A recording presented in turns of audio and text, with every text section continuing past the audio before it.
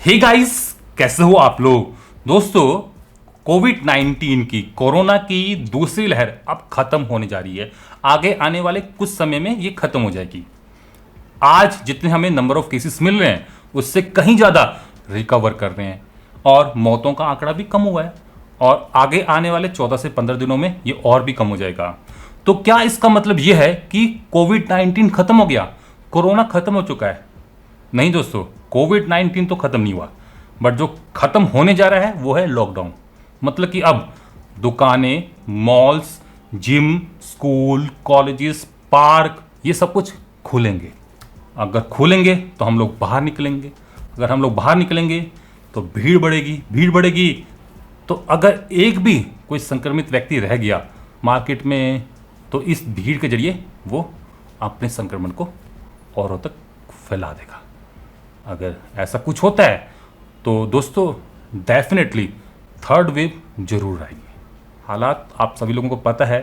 अगर लोग फिर से बीमार पड़ते हैं तो कई लोगों को हॉस्पिटल मिल जाएंगे, कई लोगों को नहीं मिलेंगे, कई लोगों को ऑक्सीजन मिल जाएगी, कई लोगों को नहीं मिलेगी। तो नुकसान दोस्तों इसमें किसी और का नहीं होने वाला, हम ही लोगों का होने वाला है। तो मैं आप लोगों से कहूँगा, चाहे कुछ भी हो जाए, कोरोना रहे या फिर ना रहे, लॉकडाउन रहे या फिर ना रहे, प्लीज़ प्रिवेंशंस रखना, प्रिकॉशंस रखना मत छोड़ना। अब सवाल दोस्तों यहाँ पर यह बनता है कि सेकेंड वेव कम क्यों हो रही है, क्यों यहाँ पर नंबर ऑफ केसेस गिर रहे हैं। इसके पीछे दो थ्योरी बताई जा रही हैं। पहला, लॉकडाउन की वजह से लोगों ने घर से बाहर निकलना बंद कर दिया, इसी वजह से संक्रमण रुका, लोग इन्फेक्ट कम हुए। मैं दोस्तों इस थ्योरी से सहमत हूँ। दूसरी थ्योरी ये कहती है कि इस सेकेंड वेव में अराउंड 70 to 80% लोगों को कोविड 19 हो गया। दिल्ली का आंकड़ा बताता है, यहाँ पर एक्सपेक्ट किया जा रहा है या फिर लोग सोच रहे हैं कि लगभग 70 से 80% दिल्ली की जनसंख्या को कोविड 19 हो चुका है। शायद ही कोई ऐसा घर बचा हो जहाँ पर कोविड 19 ना हुआ हो दिल्ली में। तो अगर ऐसा कुछ है तो डेफिनेटली नंबर ऑफ केसेस गिरेंगे। क्यों? क्योंकि सबको अब कोविड 19 हो चुका है। अब बचा कौन जिसको ये वायरस होगा फिर से? दोस्तों इस थ्योरी से मैं सहमत नहीं हूँ। पहले वाली थ्योरी दोस्तों मुझे सही लगती है कि लॉकडाउन की वजह से कोविड 19 के केसेस में गिरावट आई है। बट जो सेकंड थ्योरी है कि सभी को कोरोना हो गया, 70 to 80% लोगों को, इस थ्योरी से दोस्तों मैं सहमत नहीं हूँ। नो डाउट हो सकता है कि दिल्ली में हो गया हो, मुंबई में हो गया होगा, बट कलकत्ता में, चेन्नई में, बेंगलोर में यहाँ मुश्किल है। और गांव देहातों में या फिर छोटे शहरों में वहाँ तो दोस्तों बिल्कुल भी पॉसिबल नहीं है। मतलब कि वहाँ पर अभी भी ऐसे लोग बचे हैं जिनको कोविड 19 नहीं हुआ है, तो उनमें संक्रमण के चांसेस रहेंगे। ठीक है, अब संक्रमण से बचा कैसे जा सकता है? बचा जा सकता है with the help of vaccination. आंकड़े बताते हैं कि लगभग 23 करोड़ लोगों को वैक्सीन अभी तक लग चुकी है। और अगर मैं संक्रमण को देखूं, मतलब कितने लोग संक्रमित अभी तक हुए हैं, अराउंड 3 करोड़। हालांकि ये आंकड़ा बताता है, सरकारी आंकड़ा बताता है, बट रियलिटी में केसेस ज़्यादा होंगे, अराउंड 10 टाइम्स ज़्यादा हो सकते हैं।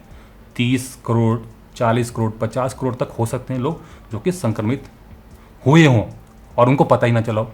या तो सिम्टम्स माइल्ड थे या फिर बिल्कुल नहीं थे, तो उन्होंने टेस्ट नहीं करवाए। स्पेशली कहा जाए गाँव देहातों में जहाँ पर हल्का सा बुखार आया होगा, सोचोगे कि सर्दी जुकाम है, बस जाके फार्मासिस्ट से उन्होंने बुखार की दवाई खा ली होगी या फिर नहीं भी खाई होगी। तो ऐसे लोगों की संख्या हो सकती है। जैसे कि मौतों का आंकड़ा हुआ है हमारे देश में, ये कम है, सरकार कम रिपोर्ट कर रही है, मतलब एग्जैक्टली में मौतें काफ़ी ज़्यादा हुई हैं। ऐसे दोस्तों हो सकता है कि ये जो आंकड़ा है 3 करोड़ का, इससे कहीं ज़्यादा लोग हमारे देश में अभी तक संक्रमित हो चुके हैं। तो अगर मैं दोनों को ऐड करता हूँ, अभी सरकारी आंकड़ा ले लेते हैं, 3 करोड़ प्लस 23 करोड़ लोग जिनको वैक्सीन लग गई है, 26 करोड़ लोग। तो 26 करोड़ लोग ऐसे हैं हमारे देश में अभी जिनमें इम्यूनिटी बन चुकी है, आइदर बाई वैक्सीन या फिर बाई इन्फेक्शन।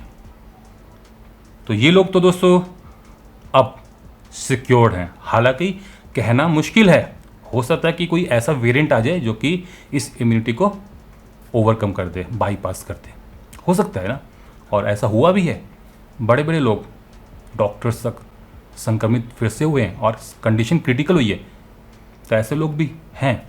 तो ऐसे लोगों की अगर संख्या देखी जाए तो अराउंड 1000 में से 1-2 लोग होते हैं। बट यहाँ पर जब संख्या करोड़ों में हो तो ये जो नंबर है ये काफ़ी बढ़ जाता है। तो अभी मैं उसको नहीं ले रहा हूँ कि दोबारा से री इन्फेक्शन हो रहा हो।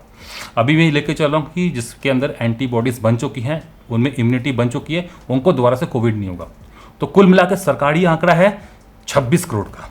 और मैं अगर ऐसे लोगों को भी इंक्लूड कर लूँ जो कि रिपोर्टेड नहीं हुए हैं, तो ये आंकड़ा होगा लगभग 50 से लेके 70-75 या फिर मैक्सिमम 80 करोड़ तक का, जिनको आइदर वैक्सीन लग चुकी है या फिर वो संक्रमित हो चुके हैं। बट हमारे देश की जनसंख्या कितनी है? 140 करोड़ के करीबन। 140 में 70-75 आधा आंकड़ा है। अभी भी आधे लोग हैं जिनको ये संक्रमण नहीं हुआ है या फिर उनको वैक्सीन ही लगी। और इनमें से मेजॉरिटी ऑफ लोग कौन से हैं? बच्चे 18 साल से कम। अभी भी प्रोबेबिलिटी है कि ये इन्फेक्शन, ये कोविड-19 फिर से वापस आए, और अगर आता है तो थर्ड वेव बनेगी। कैसे आएगा? लॉकडाउन तो खुल चुका है, हम लोग बाहर निकलेंगे। एक भी कोई अगर बचा है उस भीड़ में, बाहर निकलने वाली भीड़ में, जिसको संक्रमण है, वो दोस्तों इस संक्रमण को भीड़ में फैलाएगा। और यही भीड़ फिर घर में जाके, अपने ऑफिस में जाके, बसेस में ट्रैवल करके, पब्लिक ट्रांसपोर्ट में ट्रैवल करके इस संक्रमण को और आगे फैलाएंगे। एक और चेन रिएक्शन बनेगी जैसे पहले बनती आ रही है, और फिर से एक पैनिक सिचुएशन, कंडीशन क्रिएट होगी, जिसको थर्ड वेव कहा जाएगा। तो दोस्तों मैं आप लोगों से इतना ही कहूँगा। अब भविष्य में क्या होता है मुझे नहीं मालूम, बट हम लोग भविष्य को अगर आज प्रिवेंशन प्रिकॉशंस रखते हैं तो बदल सकते हैं। हमें कुछ नहीं करना। लॉकडाउन हट गया, सरकार को हटाना पड़ा क्योंकि रोजगार जा रहा था, लोगों के पास पैसे नहीं थे खाने तक के भी, तो सरकार को तो करना था। बट हमें अपने दिमाग से लॉकडाउन को नहीं हटाना है। बहुत ही ज़रूरी हो तभी घर से बाहर निकलना है, नहीं तो नहीं निकलना है। और यहाँ पर मैं एम्प्लॉयड से भी कहूँगा, अगर आपके एम्प्लॉयज़ का काम घर पे बैठ के हो सकता है तो प्लीज़ उनको ना बुलाएं। अभी 6-7 महीने, साल भर देखें, काम चल रहा है ठीक है, अगर नहीं चल रहा तो फिर बुला लें। बट अगर काम चल सकता है, घर में बैठ के वो ऑफिस के लिए काम कर सकते हैं, तो प्लीज़ ना बुलाएं। अगर वो घर से बाहर नहीं निकलेंगे तो डेफिनेटली संक्रमण कहीं ना कहीं तो कम होगा, और आप उसमें कंट्रीब्यूशन दे रहे हो, ये सबसे बड़ी बात है। नहीं तो दोस्तों क्या होने वाला है, अगर संक्रमण फिर से फैलता, थर्ड वेव आती है, ज़्यादा लोग बीमार पड़ते हैं, फिर से लॉकडाउन आएगा, रोजगार फिर से जाएगा, फिर से आपको अपने वर्कर्स को घर पे भेजना होगा, है ना। बट इससे बढ़कर लोगों की जान जाएगी। देख लिया हाल सेकेंड वेव में क्या हुआ था। तो प्लीज़ अगर आपके एम्प्लॉयज़ घर में बैठ के आउटपुट दे सकते हैं, काम कर सकते हैं, तो प्लीज़ मत बुलाइए। और लोगों से आप लोगों को दूरी बनाए रखना है। मैं आप लोगों की बात कर रहा हूँ, लोगों से दूरी बनाए रखें, क्योंकि अब ये ईयरबॉर्न वायरस हो चुका है। तो कोई पता नहीं, मार्केट में, मॉल्स में, दुकानों में, आपके ऑफिस स्पेस में कोई भी ऐसा पर्सन हो सकता है जिसको इन्फेक्शन होगा और उसको पता ही ना हो, और वो बोल के इस वायरस को हवा में फैला रहा हो। और चूंकि अब ये ईयरबॉर्न है तो काफ़ी लंबे समय तक हवा में रहता है, लगभग 3-4 दिन, 10 दिन तक भी रह सकता है। अभी कोई थ्योरी यहाँ पर नहीं है, बट प्रिडिक्शन है कि काफ़ी लंबे समय तक रहता है। तो डेफिनेटली आज नहीं, कल नहीं, परसों नरसों अगर आप उस स्पेस से निकलते हो तो आप उसको इनहेल करोगे, आपके मास्क के जरिए, या फिर ऊपर से निकलता हुआ कुछ स्पेस तो रह जाती है, वहाँ से निकलता हुआ आपके नाक में चला जाएगा, मुंह में चला जाएगा, और आप इन्फेक्टेड हो जाओगे। तो प्लीज़ घर से बाहर मत निकलें। बहुत ज़रूरी मजबूरी ना हो जाए तभी निकलें, मेडिकल इमरजेंसी है या फिर कोई ऐसा काम है जो कि नहीं हो रहा है बाहर निकले बिना, तभी आप बाहर से निकलें। और अगर निकल रहे हो तो डबल मास्क पहने, सिंगल मास्क से यहाँ पर कोई काम चलने वाला नहीं इस समय। और साथ ही में अपने हाथों को सैनिटाइज रखें, धोते रहें। बस दोस्तों अगर आप इतना कर लोगे ना, दैट इज़ सफिशिएंट। ये एक तरीके से एक बैरियर क्रिएट करेगा आपके और वायरस के बीच में, और आप संक्रमण से बच जाओगे। और यहाँ पर मैं जैसे कि आप लोगों को बता रहा था, अगर आपको एक बार इन्फेक्शन हो चुका है तो कोई गारंटी नहीं कि ये फिर से ना हो। अगर वेरिएंट बदलता है, स्ट्रेन बदलता है, खतरनाक बनता है, तो फिर से इन्फेक्शन होगा। और मैक्सिमम केसेस में ज़्यादा कुछ होता नहीं, बट 1000 में से 1-2 लोगों को ये इन्फेक्शन फिर से मौत तक पहुंचा देता है। ऐसे वैक्सीन वालों के साथ भी है।